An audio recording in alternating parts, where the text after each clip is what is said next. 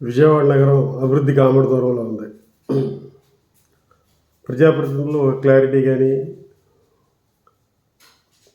అలాగే ఒక విజనరీ కానీ, ఒక ముందస్తు ప్రణాళిక కానీ, నగరాన్ని ఏ విధంగా అభివృద్ధి చేద్దాం, దీని బ్లూ ప్రింట్ ఏంటి, మౌలిక వసతుల కల్పన, మెరుగుదల అంశాల మీద ఎక్కడికెక్కడ భిన్నాభిప్రాయాలు కనపడతా ఉన్నాయి.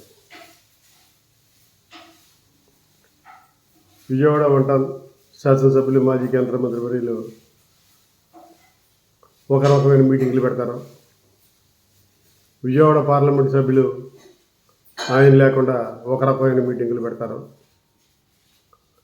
అసలు ఈ నగరం అభివృద్ధి మీద కలిసికట్టుగా కూటమి ప్రభుత్వం, స్థానిక సంస్థలు వస్తూ ఉన్నాయి. మీరు చేసిన అభివృద్ధి, చేయాల్సిన అభివృద్ధి మీద ఒక శ్వేతపత్రం ప్రకటించాలని చెప్పి కాంగ్రెస్ పార్టీ డిమాండ్ చేస్తూ ఉంది. విజయవాడలో బందర్ కాలువ, ఏలూరు కాలువ, రవీస్ కాలువ, ఈ కాలువల మీద వంతెనలు చాలా కాలం నుంచి అవి శిథిలావస్థకు చేరుకున్నాయి. వాటి ప్లేస్లో కొత్తగా వేసే అంశం ఎక్కడ కూడా చర్చకి రావటంలా. కొన్ని చోట్ల అండర్ పాస్లు వేయాల్సిన అవసరం ఉంది, కొన్ని చోట్ల హైమాస్ట్ లైట్లు వేయాల్సిన అవసరం ఉంది, అలాగే ఫ్లైఓవర్కి ఆల్టర్నేటివ్ వేయాల్సిన అవసరాలు ఉన్నాయి. వీటన్నిటి మీద విజయవాడకి వెస్ట్ బైపాస్ ఉంది తప్ప ఈస్ట్ బైపాస్ లేదు. ఇప్పుడు కొత్తగా ఈరోజు పత్రికలో వచ్చిన వార్తలు కనుక పరిశీలించినట్టయితే రామర్పాడు టు నిడమానూరు రోడ్డు వరకు మాత్రమే 5లో వేస్తారో అని చెప్తా ఉన్నారు. అయ్యా, దాన్ని నోవాటెల్ వరకు పొడిగించాల్సిన అవసరం ఉంది కదా, నోవాటెల్ని ఎందుకు ఇగ్నోర్ చేస్తూ ఉన్నారు అనే దాని మీద స్పష్టత లేదు.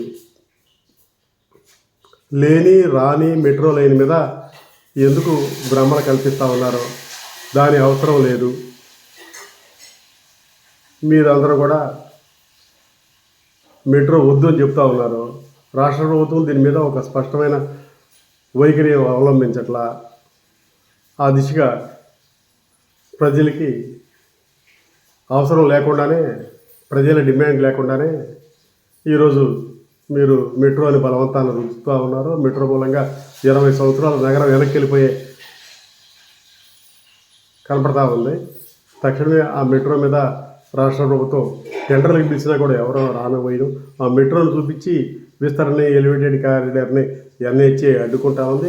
దీని మీద కాలయాపన చేయకుండా తక్షణమే పనులు ప్రారంభించే దానికోసం కూటమి ప్రభుత్వం విజయవాడ నగరంలో చర్యలు చేపట్టాలని పౌర సమాజం తరఫున, విజయవాడ ప్రజానీకం తరఫున కాంగ్రెస్ పార్టీ డిమాండ్ చేస్తూ ఉంది.